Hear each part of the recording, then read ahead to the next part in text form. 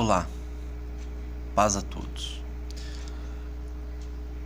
Eu queria falar sobre um assunto interessante. Como nós, seres humanos,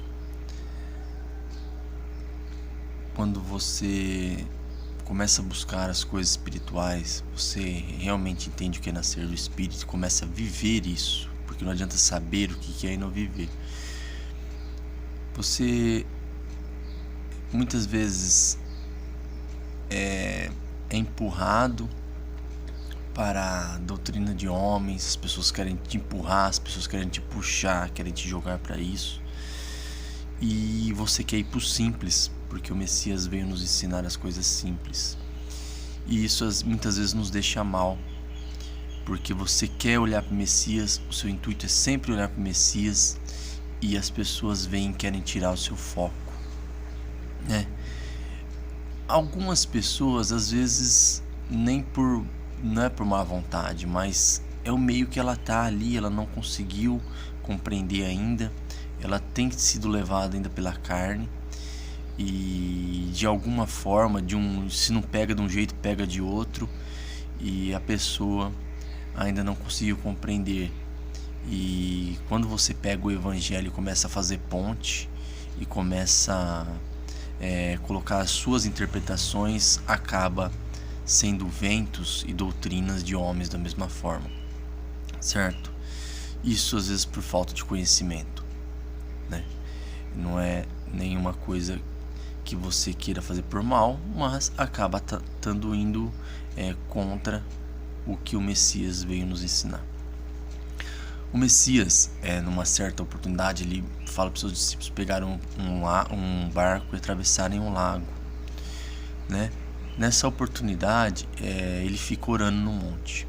Depois, um pouco mais durante a madrugada, acho que é a quarta vigília que ele fala lá, ele vai ao encontro dos discípulos e o mar estava agitado, as águas do lago estavam agitadas e vinha ventos de todos os lados, uma tempestade. De repente, os discípulos avistam ele. E a primeiro momento, o que os discípulos dizem? É um fantasma. Porque para muitos o Messias é um fantasma. O judaísmo prega o Messias como um fantasma, um mito, não o verdadeiro Messias.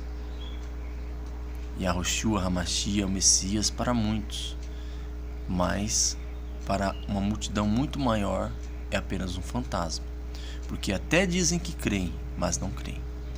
E no caso dos judeus, a maioria deles não aceitaram e não aceitam até hoje.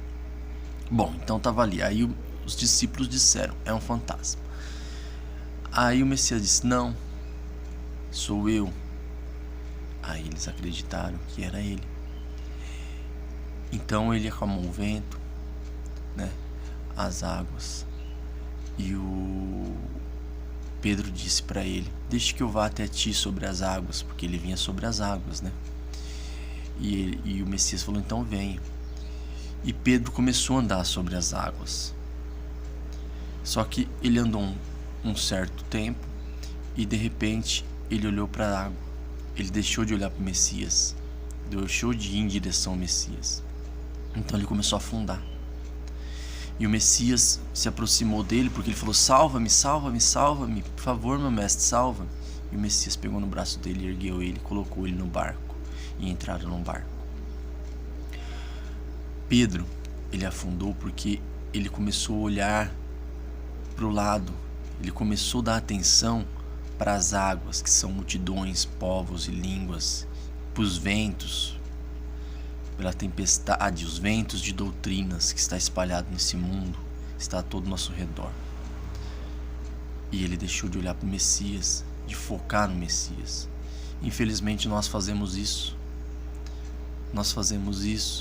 E acabamos muitas vezes nos sentindo, embora a gente tenha buscado o aperfeiçoamento, a gente acaba se sentindo pesado com o cargo que esse mundo coloca sobre nós, mas o jugo do Messias, o cargo do Messias é leve, né? Então a gente tem que prestar muita atenção nisso. E não dar mais ouvidos a isso. Eu tenho dado ouvido a isso em alguns momentos, e isso tem me frustrado de alguma forma. Eu espero que eu consiga aprimorar nisso. Espero que os irmãos consigam aprimorar nisso e ouvir só o Messias. Em um outro momento, uma outra parábola, o Messias lá no Monte da Transfiguração, ele estava lá orando, de repente apareceu Moisés e Elias, e o Pedro novamente viu ele, acho que mais um discípulo, se não me engano, viu ali. Ele falou: quer que eu faça uma tenda para ti, para Moisés e para Elias, meu mestre? De repente veio a voz do alto, né, e disse: esse é meu filho amado, a quem eu me comprazo, a ele ouvi. E de repente os discípulos olharam e só estava o Messias, não tinha mais Moisés e Elias.